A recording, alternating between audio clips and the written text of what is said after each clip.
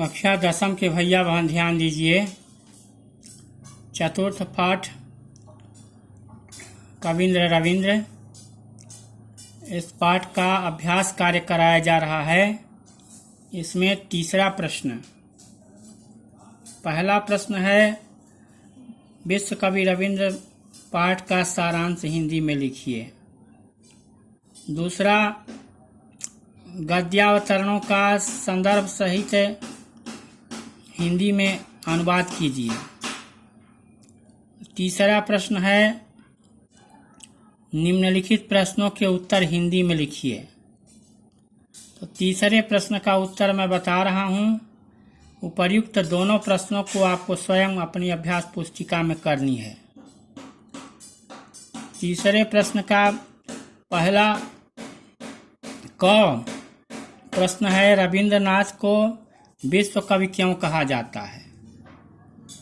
तो रविंद्रनाथ की विश्व प्रसिद्ध रचना गीतांजलि पर उन्हें नोबेल पुरस्कार से सम्मानित किया गया था, इसलिए उन्हें विश्व कवि के रूप में जाना जाता है।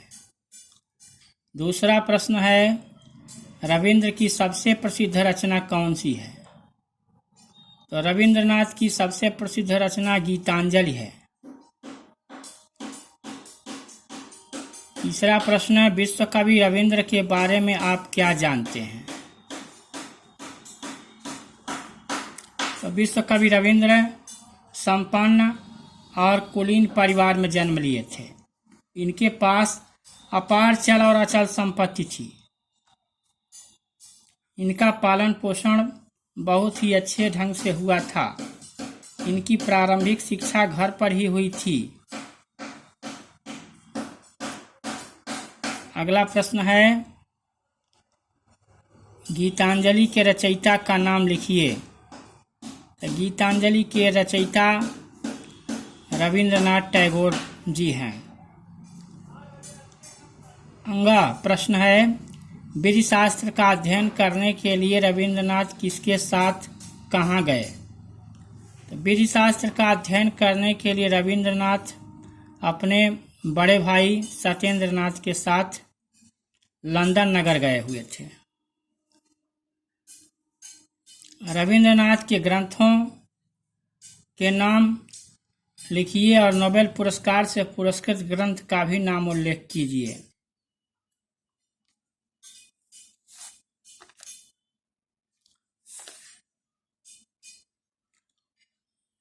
रविन्द्रनाथ टैगोर ने शैशव संगीतम, सांध्य संगीतम, प्रभात संगीतम और नाटकों में रुद्रचंडम, वाल्मीकि प्रतिभा, गीत नाटकम, विसर्जनम, राजर्षि चोखेर वाली, चित्रांगदा, कौड़ी ओकमल इत्यादि बहुत सी सुंदर पुस्तकों को लिखा।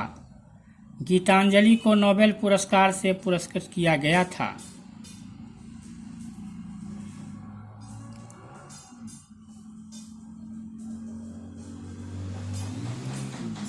कविवर रविंद्र का जन्म कब और कहाँ हुआ था? कविवर रविंद्रनाथ का जन्म 1861 ईस्वी में कोलकाता में हुआ था।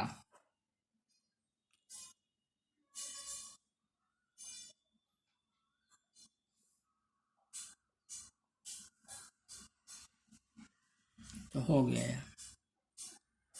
विश्व कवि रविंद्र के माता पिता और जन्म स्थान का नाम। उनके माता का नाम शारदा देवी तथा पिता का नाम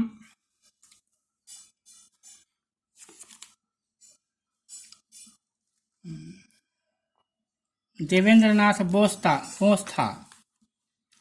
उनके माता का नाम शारदा देवी तथा पिता का नाम देवेंद्रनाथ बोस था। इनका जन्म कोलकाता नगर में हुआ था।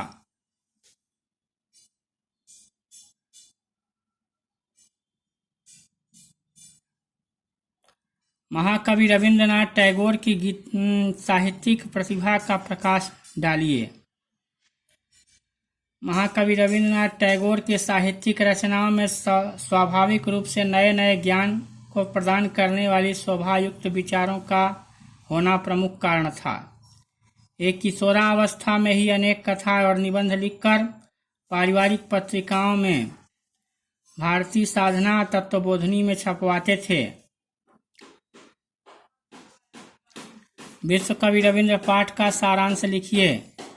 यह प्रश्न 2 बार आ चुका है। पहले प्रश्न में भी यह बात बताया गया है और यहाँ पर तीसरे प्रश्न के इया में भी वही प्रश्न किया जा रहा है। तो इसे स्वयं अपने अभ्यास पुस्तिका में पाठ पढ़ चुके हैं, उसके आधार पर लिखेंगे।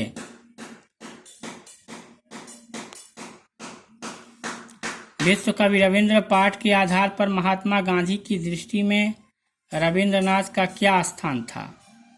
विश्व कवि रविंद्र पाठ के आधार पर महात्मा गांधी की दृष्टि में रविंद्रनाथ उनके गुरु के समान थे।